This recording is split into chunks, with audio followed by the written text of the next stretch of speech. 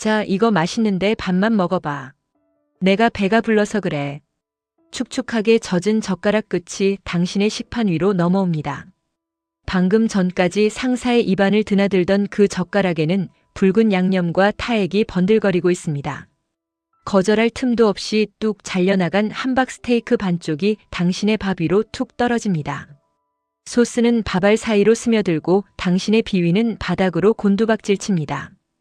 이것은 단순한 식사 시간이 아닙니다. 매일 점심마다 반복되는 아주 은밀하고도 역겨운 의식입니다. 오늘 사연의 주인공은 입사 2개월 차 신입사원 A씨입니다. 첫 직장, 첫 사수. 모든 것이 설레고 긴장되던 그 첫날부터 이 기이한 식사 예절은 시작되었습니다. 구내식당이라는 폐쇄된 공간, 사수와 부사수라는 수직적인 관계 속에서 A씨는 꼼짝없이 갇혀버렸습니다. 처음에는 그저 옛날 사람이라 정이 많아서 그렇겠지, 챙겨주려는 마음이겠지라고 생각하려 애썼습니다. 하지만 그것은 착각이었습니다. 사수는 매일 정말 단 하루도 빠짐없이 자신이 먹던 숟가락과 젓가락을 사용해 음식을 덜어줍니다. 국물을 떠먹던 숟가락으로 A씨의 국그릇에 건더기를 옮겨주고 입에 물고 있던 젓가락으로 반찬을 집어 A씨의 밥 위에 올려놓습니다. 성별도 다르고 나이 차이도 많이 나는 상사의 타액이 섞인 음식. A씨는 그 불쾌한 이물감을 삼켜야만 했습니다. 더 끔찍한 것은 거절 뒤에 찾아오는 보복입니다. A씨가 다이어트를 핑계로 속이 안 좋다는 핑계로 빵이나 과자로 끼니를 때우며 자리를 피하려 하면 사수는 묘하게 눈치를 줍니다. 용기 내어 괜찮습니다 하고 음식을 받지 않은 날에는 사무실의 공기 자체가 달라집니다. 대놓고 화를 내지는 않습니다. 하지만 결제 서류를 검토하는 눈빛이 날카로워지고 평소라면 웃어넘길 사소한 실수에도 차가운 질책이 쏟아집니다. 업무를 가르쳐주는 말투에는 가시가 돋칩니다. 사수와 부사수라는 호흡이 절대적으로 중요한 업무 관계를 볼모로 잡고 있는 것입니다. A씨는 생각합니다. 내가 예민한 걸까? 그냥 눈 딱 감고 먹으면 편해질까? 하지만 먹던 것을 남에게 주는 행위, 그것도 거절하면 삐져서 업무적으로 괴롭히는 그 행위는 마치 배설을 강요하는 변태적인 욕망처럼 느껴지기까지 합니다. 신고를 하자니 증거가 애매하고 참자니 속이 문드러지는 이 상황. A씨는 매일 점심시간이 다가오는 것이 공포스럽습니다. 시계를 볼 때마다 심장이 조여오고 식판을 마주할 때마다 모멸감을 느낍니다. 도대체 이 사수는 왜 이러는 걸까요? 그리고 이 지옥 같은 식탁에서 어떻게 벗어나야 할까요? 이 숨막히는 오찬의 끝에서 저는 전시장 한가운데 걸린 그림 한 점 앞에 멈춰 섭니다.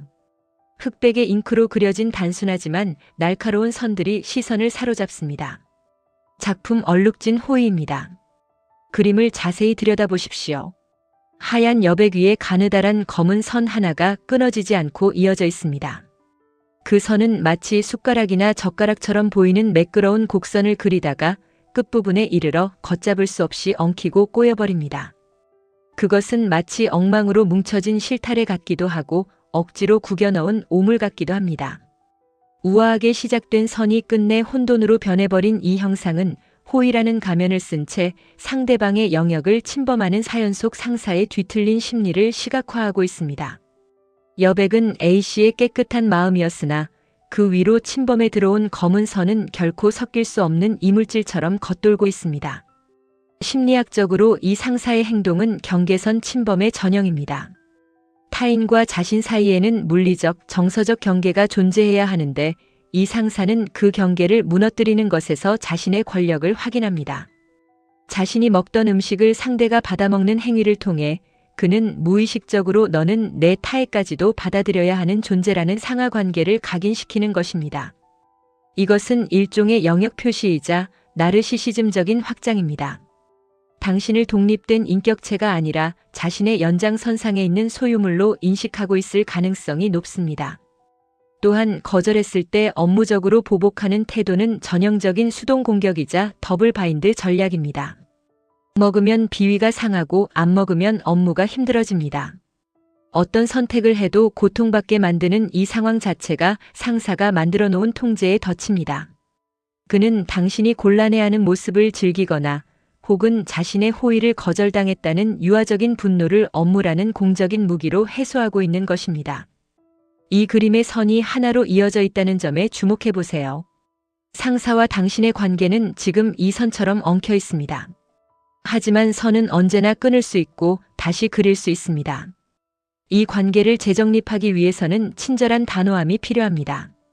핑계를 대며 피하는 것은 임시 방편일 뿐 상사의 지배욕을 멈출 수 없습니다. 팀장님 챙겨주시는 마음은 정말 감사하지만 제가 위생관념에 좀 강박이 있어서 남이 덜어주는 음식을 잘 못 먹습니다.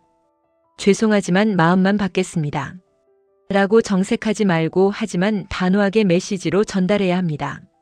상사의 행동을 비난하는 것이 아니라 나의 특성을 이유로 들어 거절의 명분을 만드십시오.